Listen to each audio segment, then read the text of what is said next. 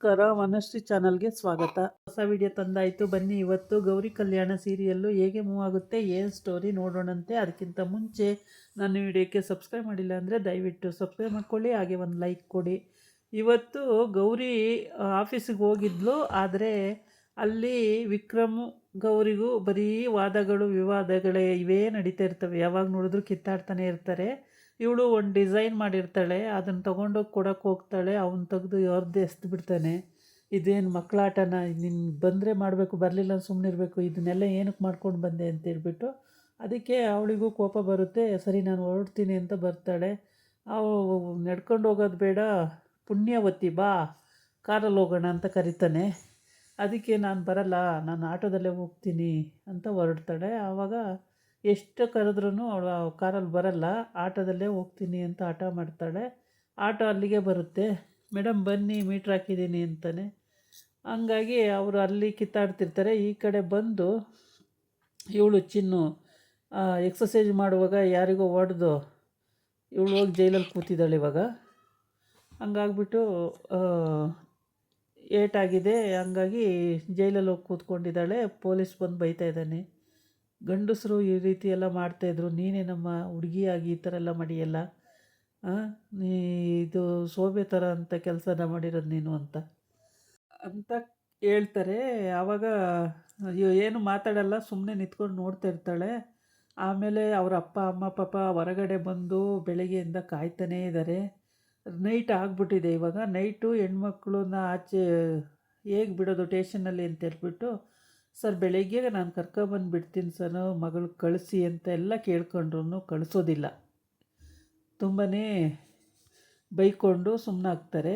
ಆಮೇಲೆ ಒಬ್ಬಳು lady police ಅಲ್ಲಿ ಹೋಗ್ತಾ ಇರ್ತಾಳೆ. ಆವಾಗ ಅವಳು ಹೇಳ್ತಾಳೆ, ಅಪ್ಪ ಅಮ್ಮ ನೋಡಿ ಬೆಳಗ್ಗೆಯಿಂದ ಇಲ್ಲಿ ಕಾಯ್ಕೊಂಡು ಕೂತಿದ್ದಾರೆ, ಮಗಳು ಈ ಕೆಲಸ ಮಾಡಿದ್ಲಲ್ಲ ಅಂತೇಳ್ಬಿಟ್ಟು, ಹೆಣ್ಮಗಳು ಬೇರೆ ಅಂತೇಳ್ಬಿಟ್ಟು ಹೇಗೆ ಬಿಡೋದು ಅಂತ ಕಾಯ್ಕೊಂಡು ಕೂತಿದ್ದಾರೆ. ಆದರೆ ಅವಳು ಪೊಲೀಸ್ ಆ ಕಡೆ ಬರ್ತಾಳೆ. ಒಬ್ಬಳು ಪೊಲೀಸಿಗೆ ಹೇಳ್ತಾಳೆ, ಮಗಳು ಚಿನ್ನು, ನಮ್ಮ ಅಪ್ಪ ಅಮ್ಮನ ದಯವಿಟ್ಟು ಮನೆಗೆ ಹೋಗೋಕ್ಕೆ ಹೇಳಿ, ಪಾಪ ಸೊಳ್ಳೆ ಕಚ್ಚುತ್ತವೆ, ಚಳಿಲಿ ಕೂತಿದ್ದಾರೆ, ಅವ್ರಿಗೆ ಮನೇಲಿ ಹೋಗೋಕ್ಕೆ ಹೇಳಿ ಅಂತ ಹೇಳ್ತಾಳೆ. ಇವ್ರಿಗೆ ಯಾರಿಗೂ ವಿಷಯ ಗೊತ್ತಿಲ್ಲ ಇನ್ನು. ಪಾಪ ಗೊತ್ತಿದ್ದರೆ ಇವನೇ ವಿಕ್ರಮನೇ ಬಿಡಿಸ್ಬಿಡ್ತಾ ಇದ್ದ ಇಷ್ಟೊತ್ತಿಗಾಗಲೇ ಫೋನ್ ಮಾಡಿ. ಅವನಿಗೆ ವಿಷಯನೇ ಗೊತ್ತಿಲ್ಲ. ಹಾಗಾಗ್ಬಿಟ್ಟು ಇವರು ಮನೇಲಿ ಹೋಗಿ ಅಡುಗೆ ಮಾಡ್ಕೊಳ್ಳೋದು ಅಂತೇಳಿ, ಅವಳು ಫಸ್ಟೇ ಹೋಗಿರ್ತಾಳೆ ಆಟೋದಲ್ಲಿ. ಇವನು ಕಾರ್ ತಗೊಂಡು ಹೋಗ್ತಾನೆ. ಅಲ್ಲಿ ಕಿತ್ತಾಡ್ಕೊಂಡಿರ್ತಾರಲ್ಲ, ಹಂಗಾಗಿ ಇಲ್ಲಿ ಅವಳು ಬೇರೆ ಅಡುಗೆ, ಇವನು ಬೇರೆ ಹಂಗಾಗಿ ಬೇರೆ ಬೇರೆ ಅಡುಗೆ ಮಾಡ್ಕೊಳ್ಳೋದ್ರಿಂದ ಇವನು ಬ್ರೆಡ್ ಇದೆ, ಬ್ರೆಡ್ಡು ಟೋಸ್ಟ್ ಮಾಡ್ಕೊಳ್ತೀನಿ ಅಂತೇಳ್ಬಿಟ್ಟು ಆಮ್ಲೆಟು ಹಾಕ್ಕೊಂಡು ಒಂದು 3-4 ಮೊಟ್ಟೆ ಹಾಕ್ಕೊಂಡು ಅದಕ್ಕೆ 2 ಸ್ಲೈಸ್ ಬ್ರೆಡ್ ಹಾಕಿ ಅದನ್ನು ಮುಚ್ಚೋಕ್ಕಿಂತ ಮೊದಲೇ ಇವನು ಪುರಾಣ ಹೊಡಿತಾ ಕೂತ್ಕೋತಾನೆ ಅವಳ ಜೊತೆ ಜಗಳ ಕಾಯ್ಕೊಂಡು. ಹಾಗಾಗಿ ಅದೆಲ್ಲ ಸೀದು ಹೋಗ್ಬಿಡುತ್ತೆ, ಫುಲ್ಲು ಸೀದೋಗಿದೆ, ಏನು ಸಿಗೋದೇ ಇಲ್ಲ ತಿನ್ನೋಕ್ಕೆ, ಆ ಥರ ಆಗೋಗಿದೆ, ಕರ್ಕಲಾಗಿ ಹೋಗಿದೆ.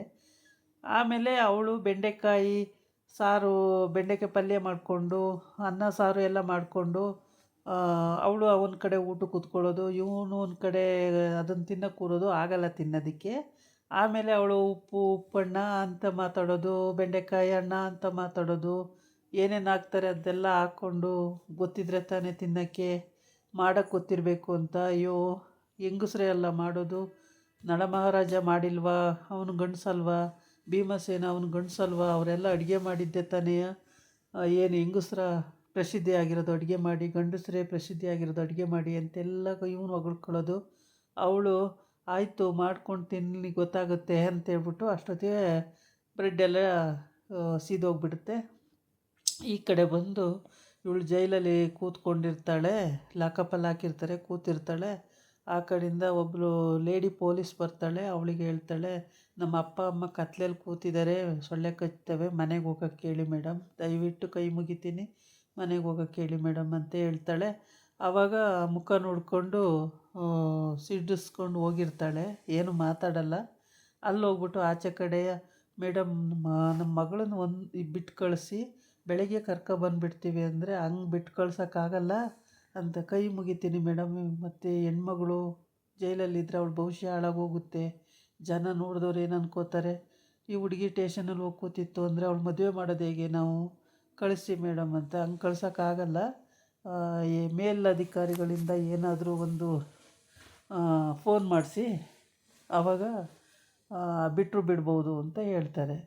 ಹೌದಾ, ಹಂಗೆ ಮಾಡಿಸೋದು ಯಾರ ಹತ್ರ ಮಾಡಿಸೋದು ಅಂತ ಪಾಪ ಇವರು ಯೋಚನೆಗೆ ಈಡಾಗ್ತಾರೆ. ಯೋಚನೆ ಮಾಡ್ಕೊಂಡು ಕೂತ್ಕೋತಾರೆ. ಇಲ್ಲ ಅಂದರೆ ನಿಮ್ಮ ಮಗಳನ್ನ FIR ಹಾಕಿ ಫಿಟ್ ಮಾಡಿಬಿಡ್ತಾರೆ. ಅದ್ರ ಬದಲು ಬೇಗ ಯಾರ ಹತ್ರನಾರು ಫೋನ್ ಮಾಡಿಸಿ ಅಥವಾ ಯಾರನ್ನಾರು ಇನ್ಫ್ಲೂಯೆನ್ಸ್ ಮಾಡಿಸಿ ಅಂತ ಹೇಳ್ತಾಳೆ ಲೇಡಿ ಪೊಲೀಸು. ಆವಾಗ ಇವರಿಗೆ ಅಲ್ಲಿವರೆಗೆ ಏನೂ ತಲೆಗೆ ಹೋಗಿರಲ್ಲ. ಏನೋ ಮಗಳನ್ನ ಸ್ವಲ್ಪ ಹೊತ್ತು ಇಟ್ಕೊಂಡು ಬಿಟ್ಟು ಕಳಿಸ್ತಾರೆ ಅಂದ್ಕೊಬಿಟ್ಟಿದ್ರು. ಬಿಟ್ಟು ಕಳಿಸೋ ಅಂಥ ಚಾನ್ಸೇ ಇಲ್ಲ. ಅಲ್ಲಿ ಹಾಕ್ಬಿಟ್ಟಿದ್ದಾರೆ ಲಾಕಪ್ಪಿಗೆ, ಬಿಟ್ಟು ಕಳಿಸಲ್ಲ. ಇವರಿಗೆ ಪಾಪ ಗೌರಿಗೂ ವಿಷಯ ಗೊತ್ತಿಲ್ಲ, ಗೌರಿ ಗಂಡಿಗೂ ಗೊತ್ತಿಲ್ಲ ವಿಷಯ. ಗೊತ್ತಿದ್ದರೆ ಅವ್ರು ಆಗಲೇ ಹೋಗಿ ಬಿಡಿಸ್ಕೊಬಂದಿರೋರು, ಗೊತ್ತೇ ಇಲ್ಲ. ಇಲ್ಲಿ ಅಡುಗೆ ಮಾಡೋದ್ರಲ್ಲಿ ಇವ್ರು ಕಿತ್ತಾಡ್ಕೋತಾ ಇದ್ದಾರೆ ಅಷ್ಟೊತ್ತಿಂದನೂ. ನಾನು ನೀನು ಅಂದ್ಕೊಂಡು. ಇವಳು ಊಟಕ್ಕೆ ಕೂತ್ಕೊಂಡಿದ್ದಾಳೆ. ಇವಳು ಬೆಂಡೆಕಾಯಿ ಪಲ್ಯ ಮಾಡಿಕೊಂಡು ಅನ್ನ ಸಾಂಬಾರು ಮಾಡಿಕೊಂಡು ಇವಳು ಊಟ ಮಾಡ್ತಿದ್ದಾಳೆ. ಅವನು ಸೀದೋಗಿರೋ ಬ್ರೆಡ್ ಟೋಸ್ಟನ್ನು ಇಟ್ಕೊಂಡು ಅದು ಒಂದು ಲೋಟ ನೀರು ಇಟ್ಕೊಂಡು ಮಾತಾಡ್ತಾ ಕೂತವನೆ. ಅದು ತಿನ್ನೋಕ್ಕಾಗಲಿಲ್ಲ. ಆವಾಗ ಭಿಕ್ಷುಕ ಬಂದ ಹೊರಗಡೆ. ಏನಾದರೂ ಇದ್ದರೆ ಹಾಕಿ ಅಂತೇಳಿ ಇವನೇನು ಮಾಡ್ದೆ, ತಗೊಂಡೋಗ್ಬಿಟ್ಟು ಅಷ್ಟನ್ನು ಹಾಕ್ಬಿಟ್ಟ. ಮತ್ತು ಅವಳು ಅಡುಗೆ ಮಾಡಿದ್ಲಲ್ಲ ಅಷ್ಟನ್ನು ತೊಗೊಂಡೋಗಿ ಹಾಕ್ಬಿಟ್ಟ. ಅಯ್ಯೋ, ನಿಮ್ಮ ಸಂತಾನ ಸಾವಿರಾಗಲಿ, ನೀವು ತುಂಬ ಚೆನ್ನಾಗಿ ಮುಂದಕ್ಕೆ ಬದುಕಿ ಬಾಳಿ ಅಂತೆಲ್ಲ ಆಶೀರ್ವಾದ ಮಾಡಿಬಿಡ್ತಾನೆ.